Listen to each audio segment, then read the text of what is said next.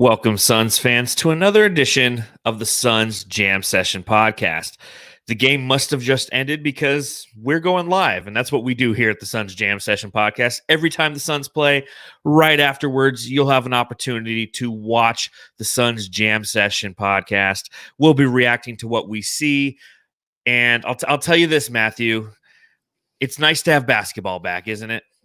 It is. I mean, it was here, just not Suns basketball. Nothing's better than Suns basketball, right? Especially when they're losing. It's great. It's just the same old Suns, It's just, yeah. I was thinking about it. We're going against the Grizzlies, who are a team that I feel like kind of has the Suns number. And then I was thinking, I'm like, well, we said the same thing about the Wizards and the same thing about the Pistons. And I was like, oh, yeah, everybody has a Suns number for the past decade. So every time we run into a team and we lose, we should just start off the podcast like, well, the Grizzlies, they're a team that historically has the Suns number. Yeah, they have like a mental hold on us. I don't know what it is. No matter who is in the Suns uniform, it's always a tough outing. Even if we're supposed to be better than the Memphis Grizzlies right now, it's not looking that way, right? I mean, The lineup was changed today. That was supposed to help everything. I'm sure we'll get into that later, but first of all, happy Martin Luther King Day and happy birthday, John. Oh, it's my birthday. Oh, it's your birthday. It's your birthday. Happy birthday to you, Matthew. How many times in your life has your birthday fallen on Martin Luther King Day? I've never counted.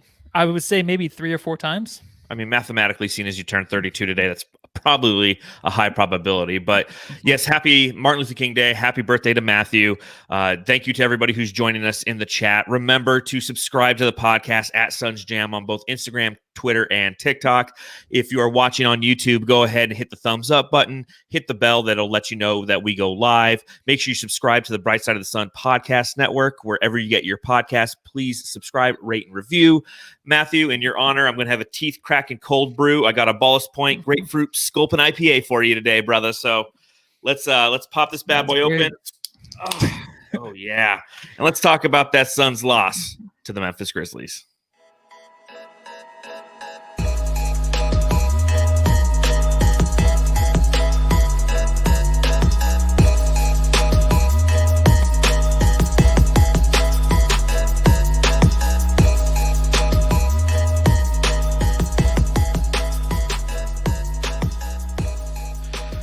So following a week-long hiatus in which the Phoenix Suns didn't play any basketball due to the contact tracing following the loss to the Washington Wizards a week ago Monday, the Suns go to the Memphis, the Music City, I guess that's them.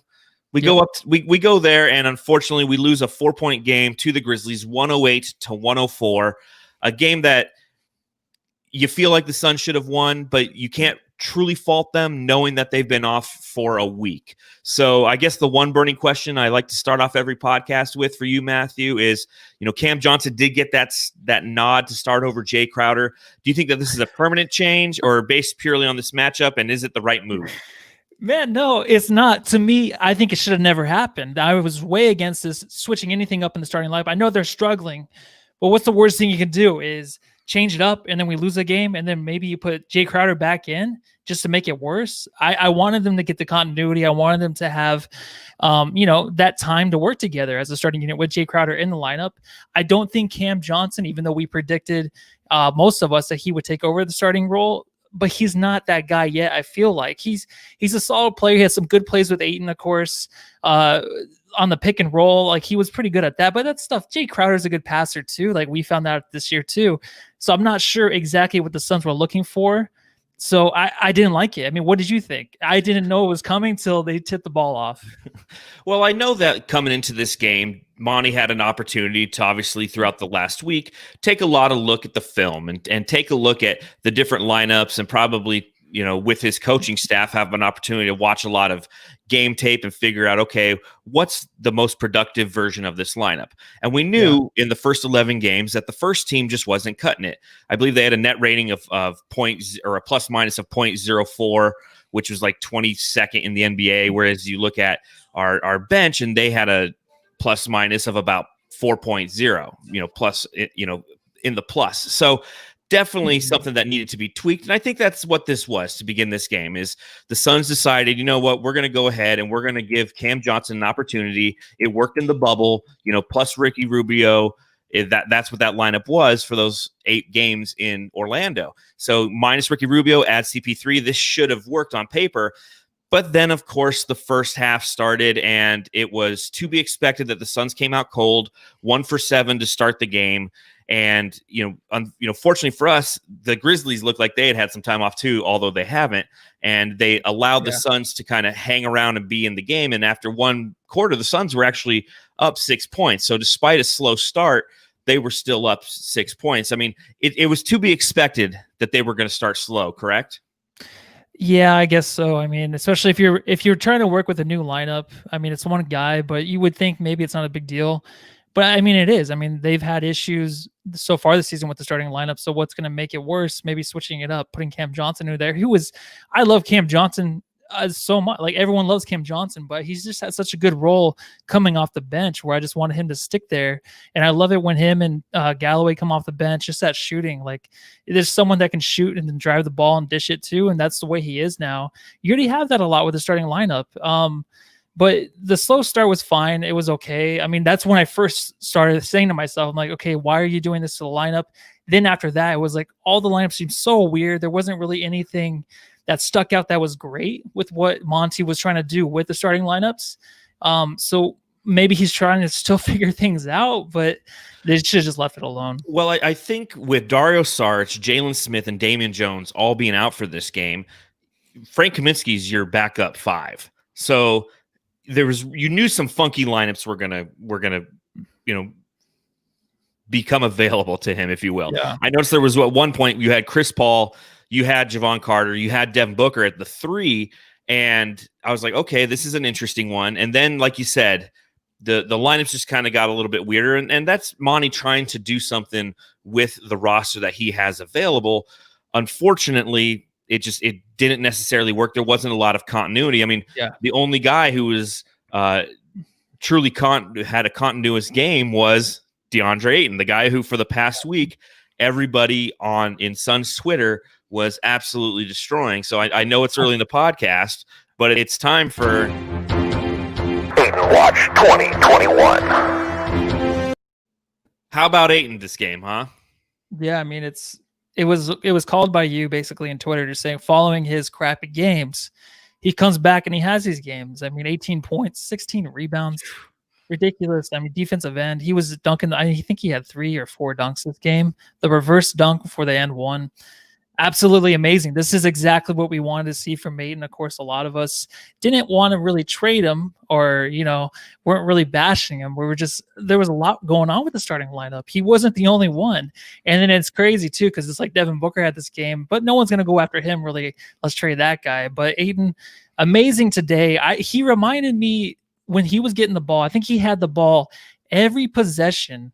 Like the first 20 possessions of the game, he was touching the ball. And I love that. That's something I've always wanted Ayton to be a part of, is to be like the cannon in the middle of what we have on the offensive end, to where he can find the wide open guy. As soon as he's doubled, he knows exactly where to go with the ball. That's something I love to see too. But he just made a lot of the great efforts that we wanted to see early in the season, but he's just more consistent this game. But then also you have to know that Valanciunas was not in the game. JJJ, of course, was out. So when he goes up against greater competition, maybe we can compare this game against that. But we had to see this from Ayton. It's just too bad the rest of the team really couldn't back him up, especially Devin Booker. But, I mean, come on, dude. Ayton, good job, all right? Yeah, I mean, what a fantastic performance. The people who own a lot of time on I Hate DeAndre Ayton Island were very quiet tonight on both Facebook and Twitter. All social media, they just kind of took the night off because he was doing everything that everybody's been pining for. He was dunking the ball. He was going up strong. He was forcing the issue. He was catching the ball. He was passing with effectiveness. I mean, I think that's one thing that is not necessarily highly rated from him, because every time he gets the ball in the block, what happens? He passes out of it and everybody's like, well, why didn't you turn around and jump and make the shot? It's like, he sometimes looks for the pass. And what started to happen in this game is he started to see those double teams and he passed out of it, and we're hitting 3 balls in the corner by Cam Johnson. So you can see how having DA as a focal point of this offense is beneficial, and how we need to continue to develop him. He's going to have another bad game, and it's guaranteed. He's still learning. He's still young. And that's why I think that you and I have both kind of been advocates on this this podcast talking about how it's like, listen, just give him time. I know that against the Wizards, a game where they had Thomas Bryant out and they had their top guys out, he should have dominated as well. But you know what? As a team, they sucked. It wasn't just DeAndre Ayton. It was as a team they sucked. And when he has those matchups where he should dominate and he hasn't done so, yeah, we get frustrated. But he's learning. And tonight was a good opportunity. I can't wait to go back and look at some of the statistics, the advanced metrics, to see how many touches he had, to see how many passes he had, to see all those advanced stats that really dictate how dominant his performance was. Because 18 and 16, don't get me wrong, that's not as sexy as 30 and 18 like everybody wants from him. But 18, 16, and he made it look sexy tonight, brother. Yeah, he did. But the best thing, too, for the team as a whole is just continue to give him the ball. I mean, Ayton, of course, he needs to learn, but the best way is for him to have the ball, I think, every possession. Why not? I mean, you have your point guards have the ball. Like, Booker's going to touch the ball at least once. Ayton, who you want to be the second best guy on this team, needs to have the ball for that experience, to be in those situations and know what to do with the ball when he does have it. And we saw tonight, it's not only for him to be consistent going to the next game and continuing this, no matter who he's up against, but it's the team giving him the ball too as well. I want to see the next game more than anything is just keep feeding him, please. So one thing I was thinking about during this game is, do you think DA needs to perfect the going up for a rebound and screaming at the top of his lungs technique that a lot of guys use? Because there was a couple times early in the game where he was going for the rebound. Another guy would go up, and although DA had positioning on him, the guy would scream. I think it was that Jang guy. And it was like a foul on DA for overbacking. And he just kind of looked at the ref like, I didn't do anything. It's like, that needs to be kind of the next step of his evolution, is just learning how to have those blood-curdling screams anytime he does anything a la Dylan Brooks. Yeah, it's like an arrow shot into his shoulder or something. Like that's what they do. Yes. They always, something hit me in the shoulder. That's the way. That's what they do. I don't know. I think DA, even when he was going for the offensive boards, I feel like he was jumping a couple inches higher tonight to get those balls. He was in a groove tonight. He was scoring, rebounding, whatever. He was giving the extra effort, but he needs to probably, maybe next year he can focus on that, is drawing the fouls on the rebounds, because a lot of players get away with that. But I mean, I'm okay. If he has the 16 rebounds with the 4 offensive rebounds, that's a great game for me, or for him. Not for me. Well, for you too. It was quite the birthday present he provided you today. He's like, you know what? I'm dominate tonight. So it was nice to finally see that. It was definitely overdue. It's something that we obviously will continue to monitor throughout the years, see how he progresses in his third season. But performances like this can stabilize the offense. Another thing that can assist is the defense. And I think that that's something, again, that I noticed on both sides of the ball, in all honesty, was just pesky hands, deflections. Bridges on Ja Morant early in the game was effective, as was Cam Johnson on Brandon Clark. What did you see from both of those guys and how they played defense tonight? Well, I think they held their own, but yeah, Bridges, he had the 2 fouls early again, so he kind of was taken away in the first half. Didn't see too much of him, but defensively you did, but offensively he never really got in the groove. But defensively, I mean, these guys, that's why I kind of like Cam coming off the bench too, because you can intertwine him a little bit more better. Yes, more better. I like it. You can their intertwinability is much more better. Yeah, you can put him in different situations when he's coming off the bench. Then I think when you have them starting together, because you have to stagger the minutes a little differently. They're just so much of the same, I feel like, in a way, on the defensive end, that when one is out of the game, the other one can really defend in the same way. Even though Mikal, we think, is the defensive player of the year kind of nominee, or first team, second team, whatever. You're almost getting the same thing from Cam Johnson. That's why I kind of want him coming off the bench too, to help in that way. But they held their own, man. I feel like offensively it didn't really go, especially for Cam Johnson, who maybe it's a lot of pressure for him coming into the game, starting, putting up the 10 points. But I just think that's a different role for him now. So he's going to find it is different for players. We watching the game know that it shouldn't be any different, but it is. When you're starting and coming off the bench, it affects players drastically. So it'll be interesting to see if he continues next game that way. But I mean, did you see it on the defensive end from these guys? Yeah, definitely. I mean, I think the way that Cam Johnson was starting out playing against Brandon Clark, he was holding him. He was We're rusty today. Yeah, it's been a while since we did a podcast. We're used to do them after every game, and then there was a week without games. But I thought that he was effective on Brandon Clark, and it was kind of fun to watch at the beginning, because that is the guy who a lot of Suns fans wanted us to draft last year. It's like, okay, if we're trading out of the number 6 pick and the Jarrett Culver essentially pick, we should go for Brandon Clark. He's a local guy. He went to Desert Vista like High School in Ahwatukee. And then to see him kind of go against Cam Johnson, it was something that is one of those kind of stories within the stories as you watch this game. Now, Brandon Clark, 17 total points, had 5 rebounds. Cam Johnson, 10 and 4. Obviously, Brandon Clark's used to starting. He gets 35 minutes to Cam Johnson's only 23 minutes. But at the same time, I thought that he was effective on him early, as was Bridges on Morant. I think it was a really good idea to put long-ass Bridges on Morant. Try your best to hold the guy in check because he's a young, budding superstar who's ready and waiting to go off. And, he did a good job on him in the first half. The first half, he had 8 points and he had 4 turnovers. Come the second half, he ended with 17 points, but he still only had those 4 turnovers.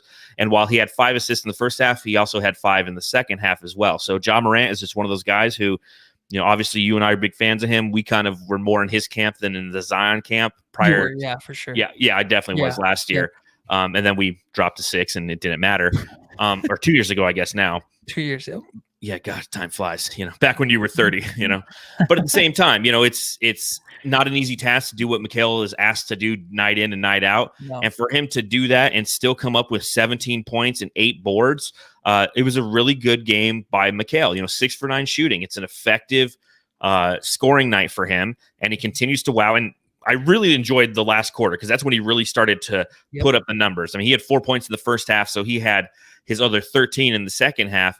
When he was going down court and there was 3 guys on him, he just said, fuck it, I'm going to the rim. And he laid it in. I mean, I thought that was it. And then unfortunately the Suns went cold and they lost the game. But I mean, Mikal Bridges just continues to showcase how it's going to be tough for Suns brass when this season's over and there's an opportunity to offer contract extensions to both him and DeAndre Ayton. They're going to have some really tough decisions. Now, granted, we're 12 games into the season. I don't want to go all the way down that route and start, picking apart what James Jones and Robert Sarver and the entire Suns, management team has to figure out. But man, he's a good player. Yeah, we can't really think about that right now because you just made me really depressed. The contract stuff, I usually never try to focus on too much. It's like you're getting great play from these players, and then all of a sudden you're like, well, I mean, who are you going to resign? How much money are you going to give these guys? I just don't want to think about that right now. But Mikal, he holds his own really on the court now, especially at the end of the game. It's like, who do you want in the game at the end? It's going to be Cam Johnson. It's going to be Mikal Bridges. I know they went to that lineup really late. Chris Paul didn't come in, I think, to the fourth quarter till almost 3 minutes left in the quarter. And it was kind of weird in that way to where DeAndre didn't come in either till 5 minutes left. But I trust Mikal Bridges. I feel like I trust DeAndre Ayton. I trust Cam Johnson. Those 3 in the paint, I feel like they're so long. They're so everywhere to where they can really deflect the ball, give their offense another opportunity on the offensive boards. And they're just the defense, the length, the way they can stay in front of anybody on the court, point guards, they can guard the 5. Like those 3 guys, I just love to have them at the end of the game. I know I was talking about Cam Johnson not starting the game. Like I didn't like him starting the game really, but to have him at the end of the game, we talked about that on the podcast where I love that lineup at the end where Jay Crowder is on the bench and then you have Cam Johnson in there for him. So those 3 in the middle is something that I love to see. Yeah, as do I. And I think that Jay Crowder coming in and playing off the bench is something we're not necessarily used to seeing, but it was effective tonight. So I think that the Suns will stick with a starting lineup that includes Cam Johnson and just try that out for a few games and then see, obviously, when we get Dario Saric and we get that depth back, how that will play out. One thing we obviously haven't talked about is the fact that this was the Devin Booker game, not necessarily in a good manner. He really did not have a good game, and the way that he ended the game was, borderline atrocious, don't you think? Yeah, this is the worst. I'm surprised. I have to give you kudos. Like you're not really coming out here too hot-headed. I feel like we kind of learned our lesson with the other podcasts where we keep it calm a little bit, especially after a game. I'm trying to. This is the worst Booker game I think I've ever seen. I don't even know where to start. It's just his judgment wherever he's on the court, what to do with the ball was really off today. There's a couple times where he would take the center out to half court to really start like his ISO play to where he could take him off the dribble and then just stop the dribble and pass out of it. A lot of the things he was doing was out of character. And then the thing that bugged me the most was really in the beginning, the first quarter, where he went up to try to draw a foul and it came down. It was a travel. He didn't get the call, but the guy didn't touch him, and he throws the ball and gets a technical. And I don't know if Monty was yelling at him or the ref. I don't know but it looked like he was yelling at Booker to me, to like, hey, you're costing your team a point here because of your selfish play. Basically, we've seen this with Booker in the past. I thought we were kind of over it. It's only the first quarter and you're starting out terribly. Then just get into the game with your team. Like, you don't have to take this team on by yourself, man. Like, nothing's really going for you, but help in other ways. And I think he did that later in the game. The shooting was just never there, and that really, really killed the Suns tonight. Absolutely. I mean, it's frustrating to see your star come out on national television. He hits the first shot, and you're like, oh shit, here we go. Devin Booker, baby. The rest of the country is going to be reminded who this man is. And then as the game progresses, he finishes the first half 3 for 12 from the field with 7 points, and he finishes the game 5 for 21 with 12 points. 5 for 21. That's tough, man. 3 total turnovers, and I think what really. But here's the crazy thing. You know, it's like the DeAndre Ayton games. There's games in which DeAndre Ayton hasn't been playing well, but the Suns as a team have the ability to overcome it, and they win the game despite the efforts of DA. The Suns lost this game because of the efforts of Devin Booker. You look at the last 2 minutes of the game, okay? The Suns are up 98-96. Booker misses a pull-up 11-footer, okay? There's a rebound by Bridges. Crowder misses. There's another rebound. Booker misses that driving dunk. Ayton rebounds it again and then loses the ball off a turnover. So we get like 3 opportunities to really pad that lead right there. The next possession down after Tyus Jones, who I mentioned on some of our draft preview stuff, the guy from Duke, he goes down, he ties the game. Booker comes down and misses a 3-pointer. And then Allen makes a 3-pointer. And then Booker comes down and misses a reverse layup. And Ayton's the one who dunks it in, okay? And that puts us down 2 points. And, you know, then he you know, he fouls. I mean, he really had a bad end to this game. And it reminded me, you know, he missed another 3 with 6 seconds. I mean, it really reminded me of a lot of the challenges the Suns faced over the past 5 years, where what we used to dub the last 3 minutes of the game, Booker ball. When Booker would, you know, the Suns would be close in the game. It'd be a challenging game. They might have fought back on the shoulders of Devin Booker, or they're trying to hold on to a lead. And Devin Booker tried to would essentially become a one-man show, and the game would be lost. And that's exactly what happened tonight, man. Yeah, no, it is. And it's kind of disappointing because you always feel like maybe with him now, he would get maybe a couple of big shots. But even when he was 11 feet, like you said, from the hoop, nothing was going in. And he missed a lot of passes too. The DA, he started the game off pretty well with DA. There was a couple pick and rolls where he hit him. But then after the first half, going into the second, like he just couldn't hit him. He was throwing the ball away. But there was a time there where the whole team was just trying to feed Ayton, and Ayton could not get the ball. They were just turning the ball over one after the other.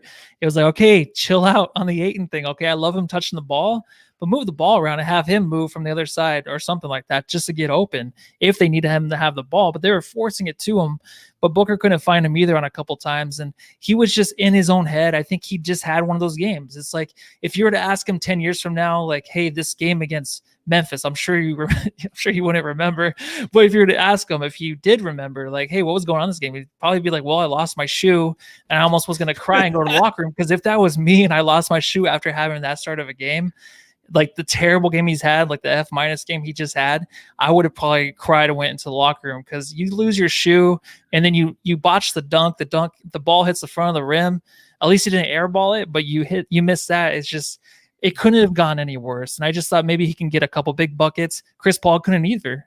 Chris Paul, just a terrible ending to the game too, as well. He's just, that charge that was taken against him. Yes. Like, that's like crucial. Like that's clutch minutes where I think in the beginning of the season, even though we're in the beginning of the season, the first 4 or 5 games, Chris Paul and Booker would make the big shots. But this game, of course, you couldn't count on them this game at all. Yeah, I mean, it was sloppy kind of all the way around. As a team, you know, they had 18 total turnovers, and unfortunately, a lot of those came right. And, you know, I think 3 of them came in the last 2 minutes of the game when you're up 2 points. And next thing you know, you lose the game by 4 due to kind of, and that's where having that layoff kind of comes into play. You know, this isn't a layoff where it was like, okay, listen, guys, you don't get to play the games. It was one where Yamani was referencing it yesterday in his post practice conference. Yeah, conference is the right word there. Conference with the media, and he was talking about essentially how everyone had to stay home. Like these guys weren't coming into the practice facility, they weren't running practices, working on things. So you're going to be rusty, and unfortunately, at the end of the game, what are you going to do? You're going to put in Chris Paul's hand and Devin Booker's hand. You're going to say, "Go win it first, guys." And unfortunately, they just couldn't get it done. They were playing a little too fast. They were getting a little too far ahead of themselves, and they couldn't force the issue. And I like what Tyler O'Ryan says in the YouTube chat. He says, Book couldn't even get to the free throw line.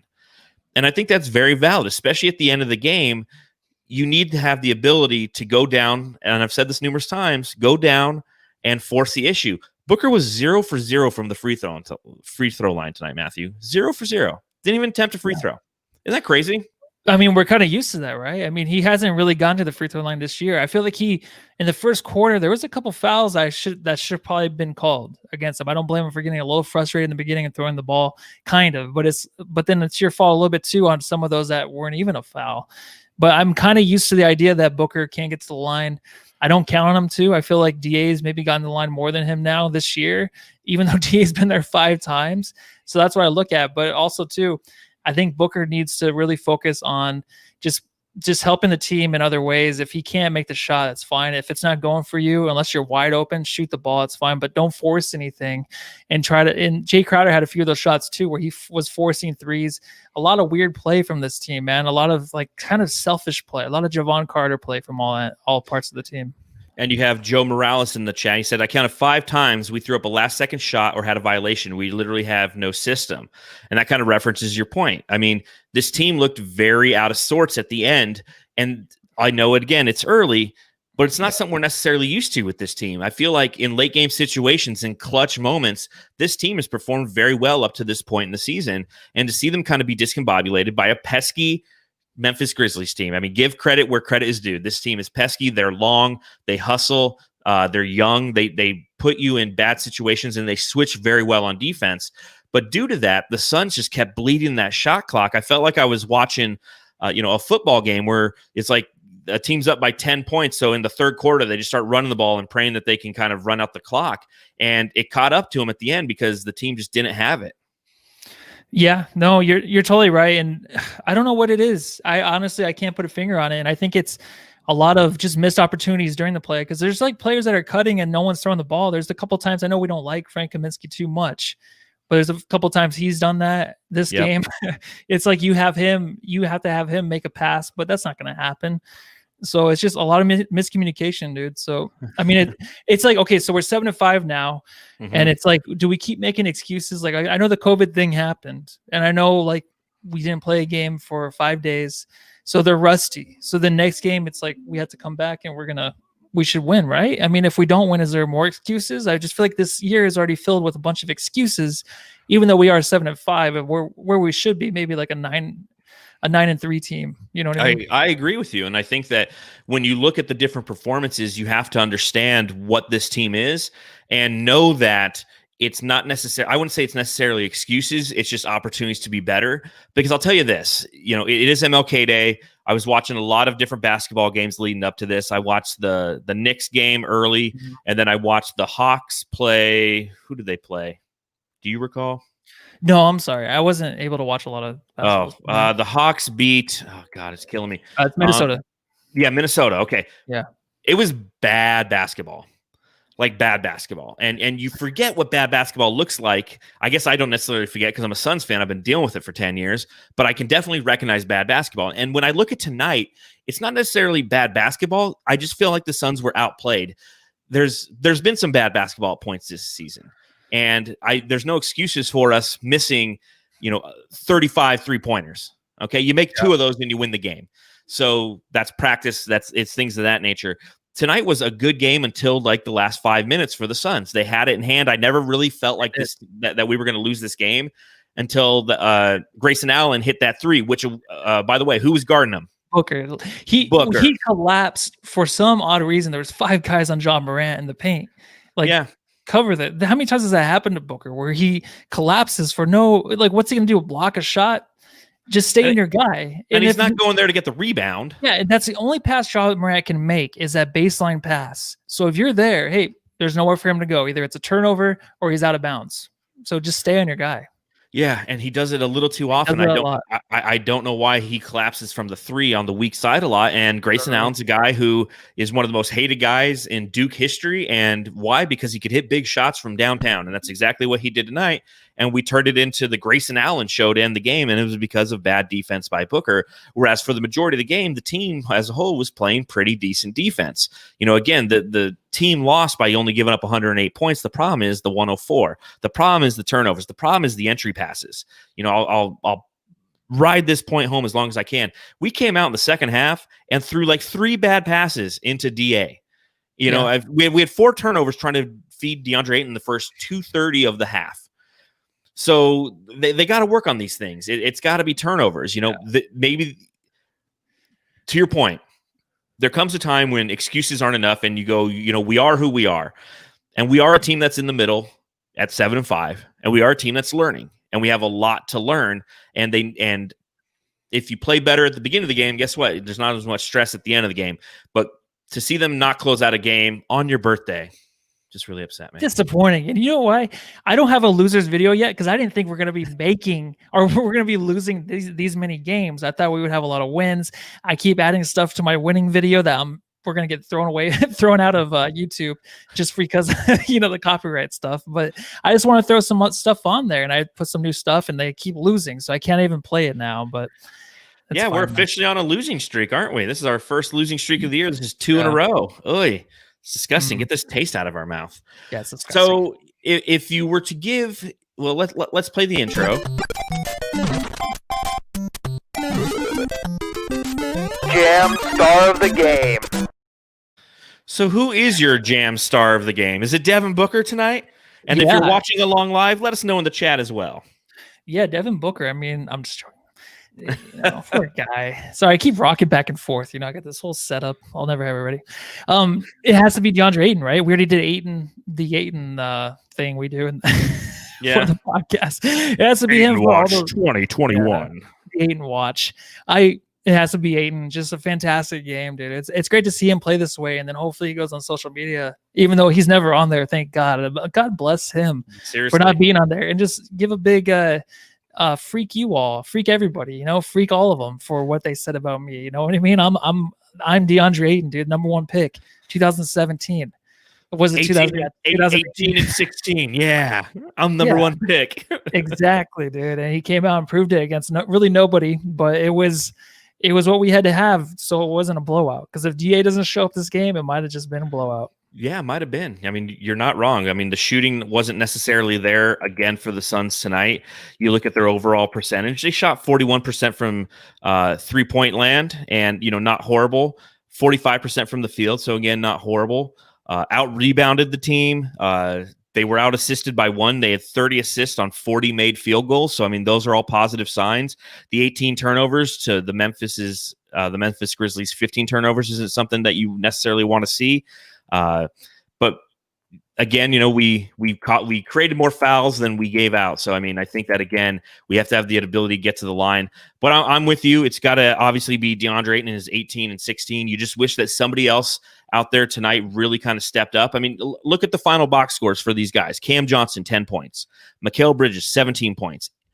Chris Paul had 16 points. You have Devin Booker, who had 12. So every one of our starters were in double figures. Our bench, however, wasn't as productive as the Grizzlies, and that's probably one of the reasons we lost. Crowder, 5 points. Kaminsky, 8 points. Campaign, 5 points. Javon Carter, 8 points. Langston Galloway, 5 points. So that's 15, 16. That's 31 points from our bench.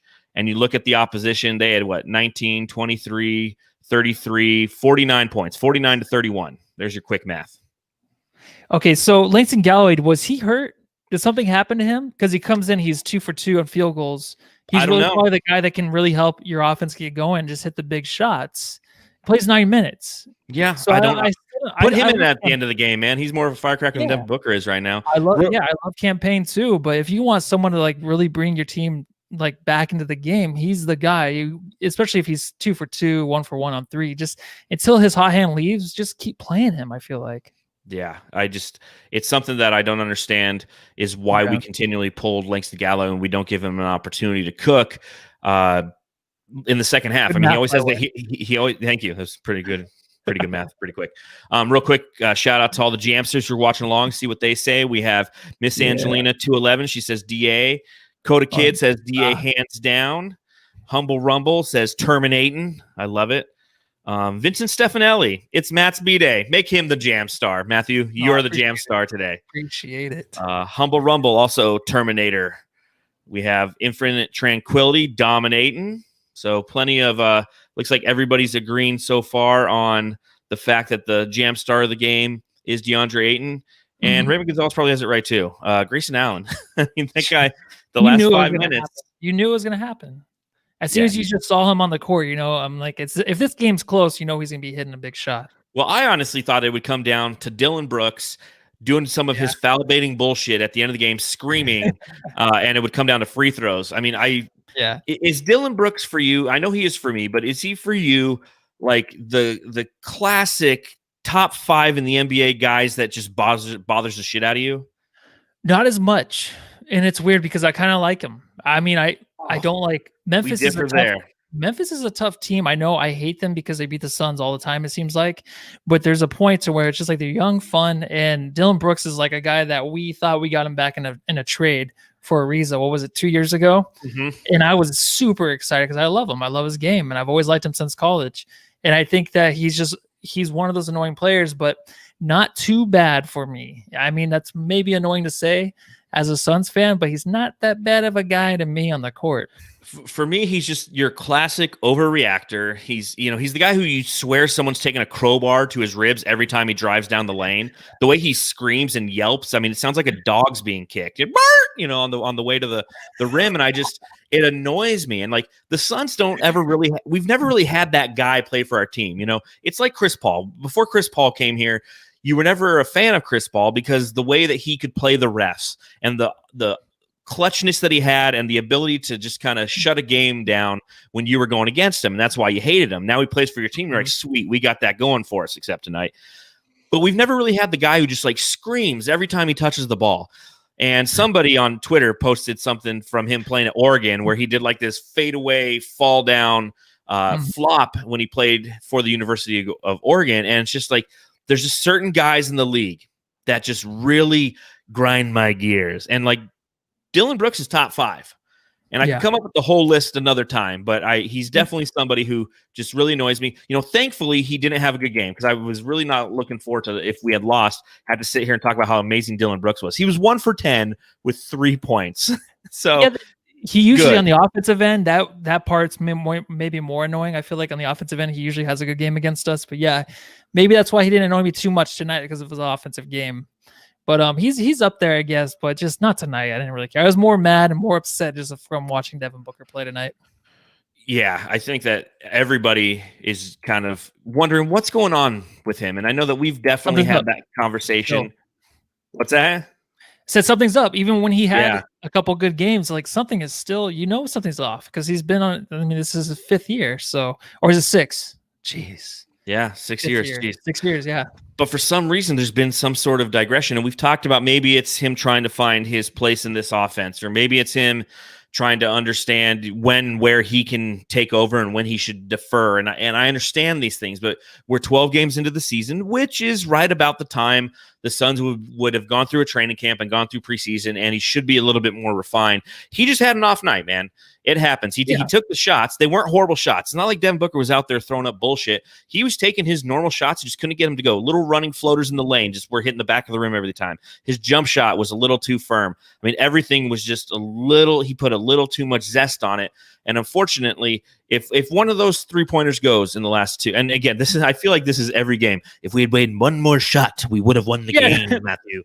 Yeah, Maybe you say I'm that just a making lot. excuses. Yeah, I mean that's every game. That's even football too. You know, if it bounces your way just one time, you win the game. But Ayton, or for Devin Booker, I felt like even his playmaking was a little bit better this game in the beginning of the game with Ayton. I think I mentioned that earlier, but he did a good job with Ayton on the pick and roll. There's a few times there I want to see more of that, to where he just got back to ISO ball in a way, to where he was just trying to get to his shot, but he did, and he just kept missing them. And I mean, there's nothing more you can say, that he was just missing his shots. So it's not like we hate you. We don't want to trade Devin Booker. That's never going to happen this year. We have to go forward with this team, unless we have an addition like a PJ Tucker for nothing, even though I think he makes too much money. Someone like that just to come and help this team even more defensively and on the 3-point end. But well, everybody in the chat is obviously calling out the Jenner curse, and that's what this is officially. We've officially gone into curse watch mode, and Coda Kids, he might be right. We definitely need a Booker watch. We might have to start dropping the Booker watch drop, just to make sure, to talk about it every night, because he consistently just isn't getting it done. It has to be a picture of Kendall Jenner, though. Yes. So you got a lot of people. I think I've seen this a couple times in the chat, and I guess this is my time for my shameless plug. If you are watching along, please remember to hit the thumbs up button, hit the little bell to notify when we go live. Please subscribe to the Suns Jam Session YouTube channel, and if you're listening on the podcast, please subscribe, rate, and review wherever you get your podcast as well. Coda Kid says in the chat, and I think a lot of people said, it's like, I'm trading Devin for Beal. What would you think if somehow, some way that happened? I know we are really, this isn't real. We're not trading for Beal. We're not saying we should trade for Beal. But what do you think if it actually happened?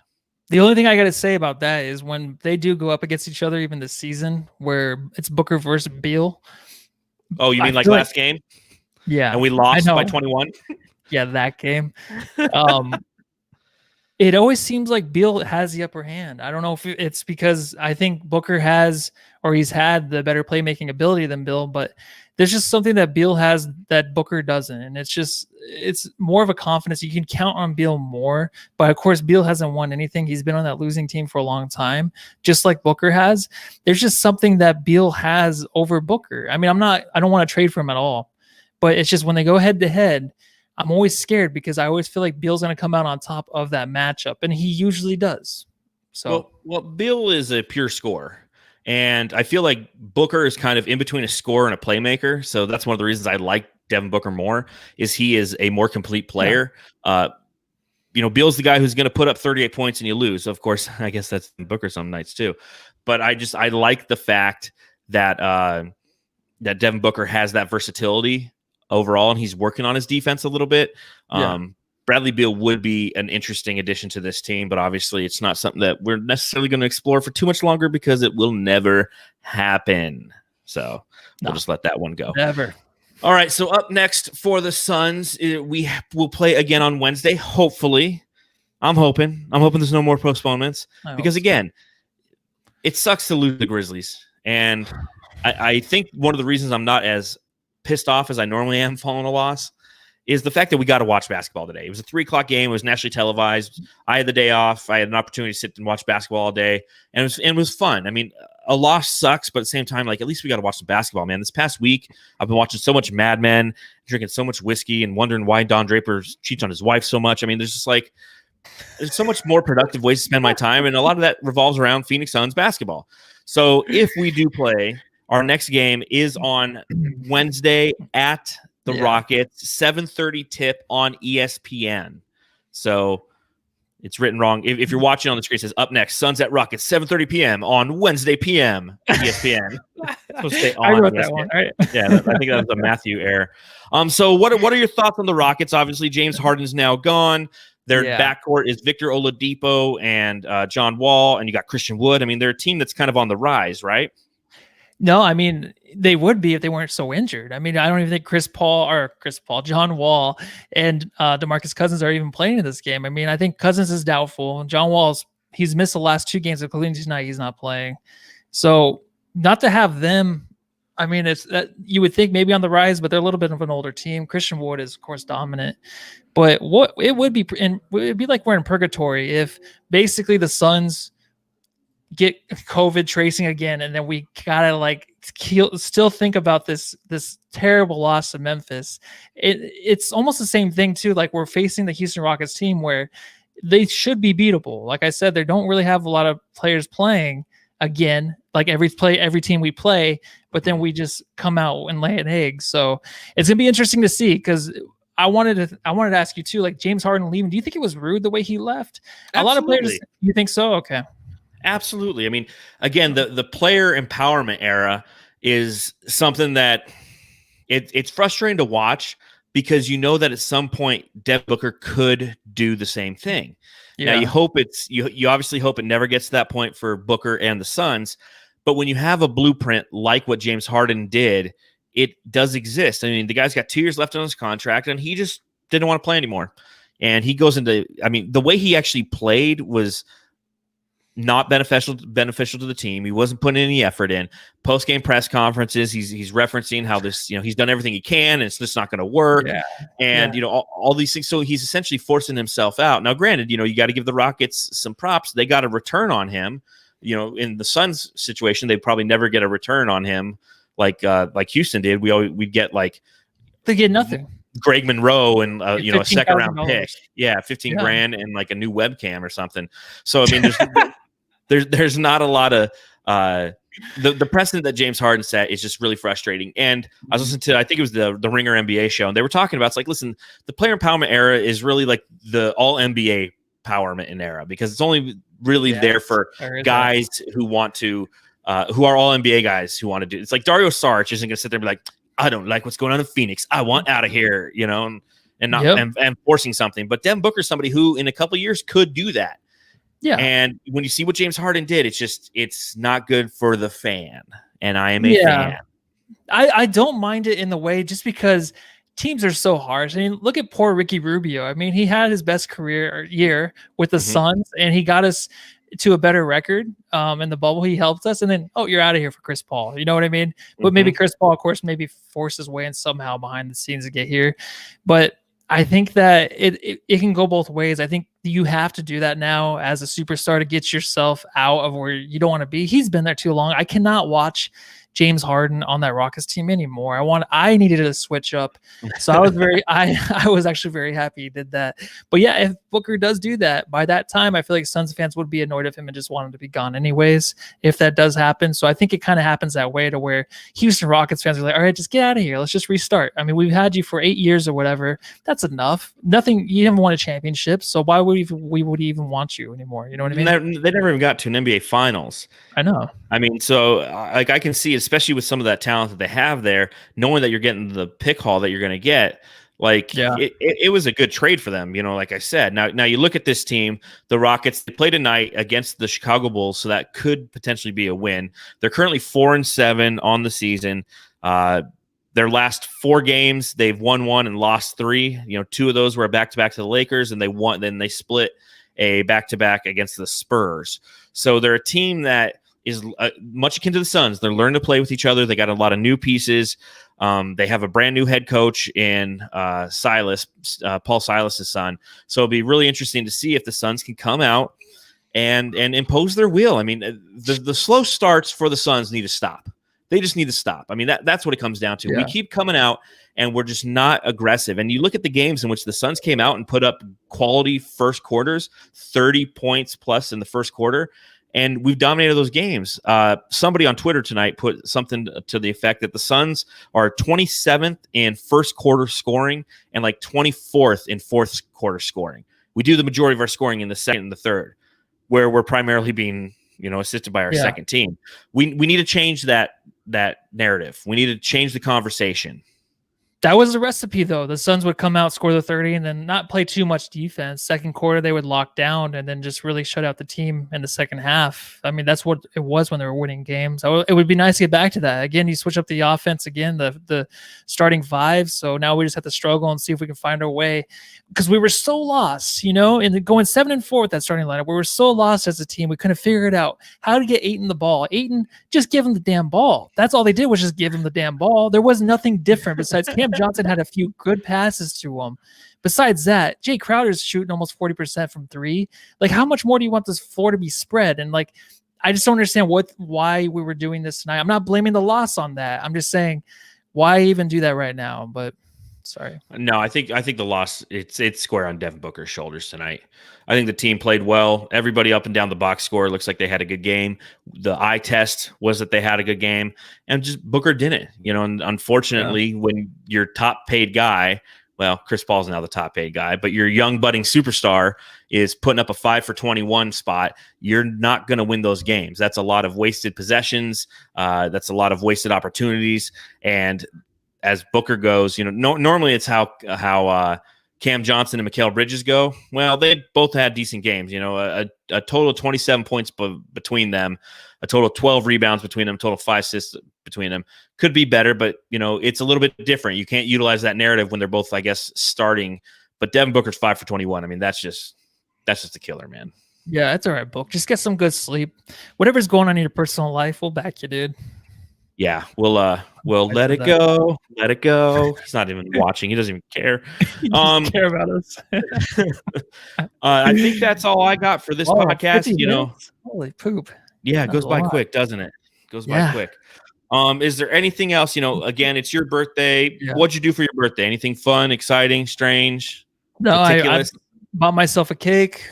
I went to my room. Did you sing happy birthday to yourself? That was 3 days ago. The cake's still in there. Wow. Yeah, that's all I did. I bought myself a candle though. It's at 2 years old, so that's all I could afford. Just one number. Oh man. Well, yeah, we couldn't even afford to give you the 3 for your 32, huh? Well, it's because the Suns can't make a 3 inside 2 minutes left in the game. So, no, exactly. Humble Rumble says it's his birthday too. So maybe you guys are birthday buddies. Capricorns.